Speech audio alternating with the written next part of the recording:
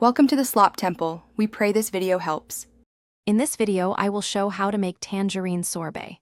Start by washing and zesting 1 tangerine, then juice enough to yield 3 cups of juice. Combine 1 cup sugar with 1 cup water and simmer until dissolved to make syrup.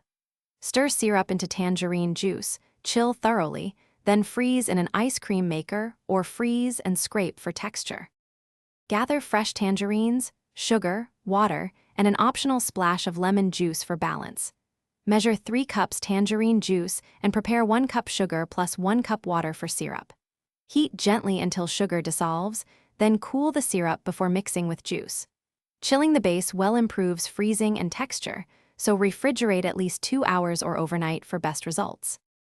Keep your sorbet base cold before churning to reduce ice crystal size and speed freezing. Use an ice cream maker on recommended settings until the sorbet reaches a soft serve consistency. If you do not have a machine, place the mixture in a wide container and stir vigorously every 30 minutes while freezing to break crystals. Transfer to a sealed container and firm up in the freezer for at least 2 Thanks for watching. Consider subscribing if we helped you.